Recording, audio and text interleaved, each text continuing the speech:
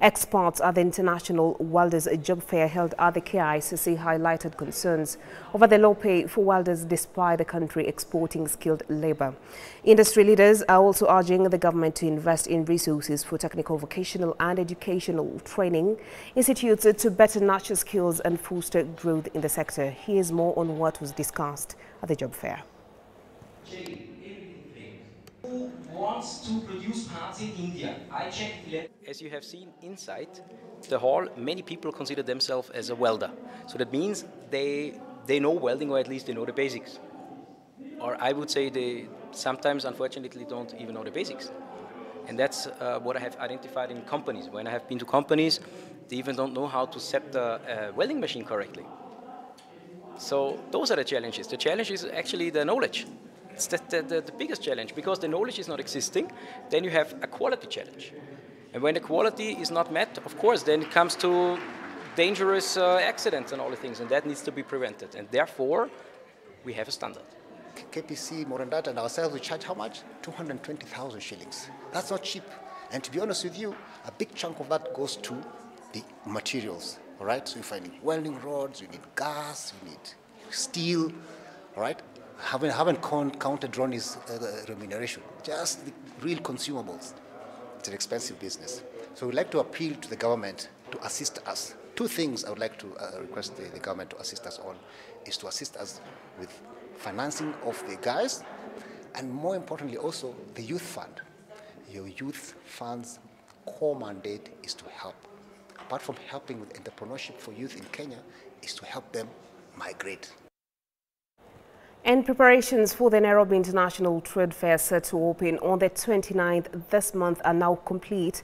During the Harvest Festival, which serves as a curtain raiser for the event, Agricultural Society of Kenya CEO Bertrand Muthuka announced that this year's trade fair will spotlight critical issues such as climate change and adaptability, food sustainability and innovation. Muthuka encouraged Kenyans to attend in large numbers, promising a wealth of learning opportunities once the show kicks off. Better place for that. Complain about the mattress. We came here because of the Harvest Festival. That is an event that we host every year just before the show starts. Show now is about 5 days to time, and it was time to come for that Harvest Festival.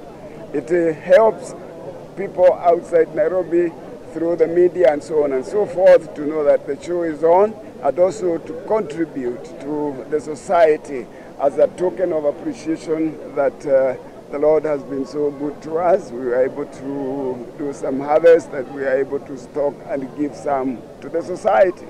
And therefore, part of that is Harvest Festival, and also to remind the show goers, many of them who have been with us for a long time, that it is time for the show, and also to come and discuss how we are going to deal with the climate problem so that we can be able to sustain a good economic growth.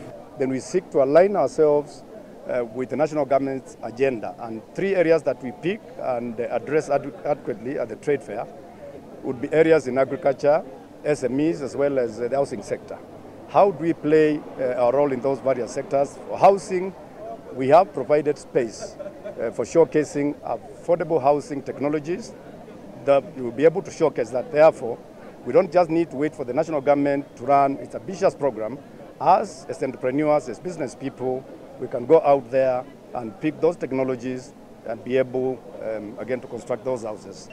Climate change is real, and there are a lot of efforts which is being made by the government, private sector, and institutions like ASK to be able to bring solutions which the farmers would be able to use in their farm to be able to adapt and mitigate against climate change. And away from that, in Komarok, Joy Muthoni Mwangi, a nominated MCA, is recovering from injuries she claims were inflicted by fellow MCA Chris Mutumishi. The incident, which occurred last Monday during the launch of the water project by Nairobi Water at Chada area, has led to Joy receiving threats and expressing fears for her safety. Mutumishi, who turned himself in to Kayole Police Station last night, has denied the allegations, stating he respects women and has a clear concern conscience. His lawyer, Thomas Kuria, describes the incident as an altercation between two parties.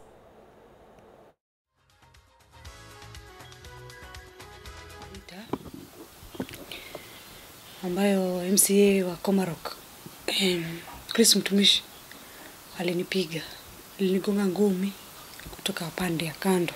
Alikuwa amesimama kando yangu, kastukia ngumi mzito umetokea kwa kichwa hapa. Kajuma ulimi, kastukia nimekuwa unconscious for 3 good seconds nikisonga nyuma. Kastukia nimeshikiliwa kutoka kule nyuma, but mguu yangu nayo ikahappen kutwist, so nikavunjika mguu. Hiyo ya right. Sababu ya vita hadi saa hii sijui. Nilimuuliza tu swali, nikastukia jibu ni kunipiga. Umefanya niwe mgonjwa sana hadi siwezi toka kwa nyumba. Siwezi endesha gari, siwezi tembea, siwezi songa, siwezi fanya chochote. Na nimekuwa na epileptic attacks nikilala usiku. Na unasikia sana nakaa kwa nyumba. Nikikuja hapa asubuhi naangaliwa na watu. Nikitoka nje nazindikishwa na hao marafiki wangu wote. Sababu ya insecurity. I'm not sure if I'm safe. GBV imekuwa prevalent sana. Na kile tunaomba, wanaume jameni, wacheni kurusha mikono mkirushia wamama, kuwapiga makofi mateke. Hiyo tunakataa. Ni vibaya sana. Sisi hapa kile tunaomba ni maendeleo. Na ukiona mtu ambaye hataki wafanye kazi pamoja, kile utanguliza ni mangumi. Manake sio mara ya kwanza ambapo amepiga Honorable Joy Muthoni. Inasikitiza sana. Mimi pangu nasikitika kama mzazi, kama mtu ambaye niko na watoto. Kesho inaweza kuwa ni kijana wangu amepigwa ngumi, amedhulumiwa kisaikolojia. Hii maneno ya GBV tunakataa. Tugojea serikali ifanye kazi yake. Mimi niliitwa na nimekuja. Kufanya kuandika statement. Na kazi yote imefanywa na wakili na OCS Kayole. So kazi yetu sasa ni kukojea polisi wafanye kazi yao. Mambo ingine wacha ifanywe kotini, because I have a clear conscience as the area MCA Komarok Ward. I was born by a woman. I have sisters.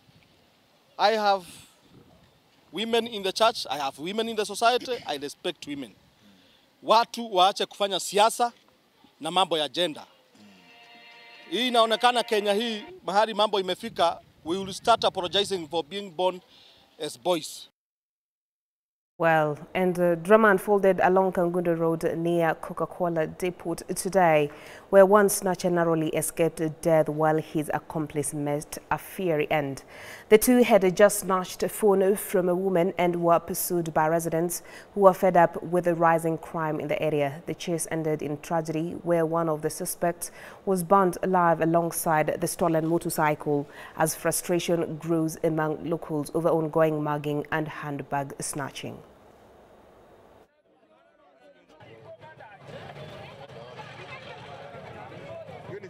Tabia kama hii inaribia watu waliiba Feroz, wanakuja kupatikana so itakuwa between hapa na Feroz. Hapa ndio kuna waezi. Brother una hustle. Lovely una hustle na hii kamenje. Wacha pia situ Huyu jamaa hata kichomeka ni sawa. Hata yangu lakini hii ni tabia mbaya. So watu wasenke ni simu na snatch unatoroka nayo. Huyu acha achomeke bro. Pikipiki yangu ilibiwa hapa Umoja 3. Wafanya haraka. Saa 4 ya jioni. Pikipiki yangu ni KMGG 095J. Hata yeye mkimpata mchome, hata pamoja na hiyo pikipiki. Kitendo kama hii iko sawa, sababu hizi vitu zikifanyika huwa zinaripotiwa kwa polisi na unapata polisi afanye kitu. Kwa hivyo mimi nasema wananchi wamefanya kitu ya maana. Na hao watu ni kitu wamezoea. Inakuanga ni Sunday ndio wanakimbia kwa hii barabara. Wakijua kwamba Sunday hakunanga watu wameingia church. Sasa ndio maana wanatumia hiyo opportunity ya Sunday kusinaji watu. Kwa hivyo kitendo kama hii wananchi waendelee hivyo. Wamezoea kuiba. Kusnatch. Ukikupatikana hapo kwa barabara kama umeweka hivi, anakuvukia hapo pali huko anakusnachiwa amemaliza. Wawili, mmoja ameenda. Hebu imagine umeibiwa simu saa hii, inakuja nasemekana watu wa pikipiki wameiba. Na ni mtu tu mmoja ameiba. Unakuta hata hiyo pikipiki wanatumia pia wameiba. Sasa nakuja kutumia jina pikipiki kwa kusinachiwa. And with that, we wrap our broadcast at this hour. Many thanks for keeping me company. My name is Bentura Kumbukanda. Our sign language interpreter has been Walter Asawe. Do have yourself a good afternoon.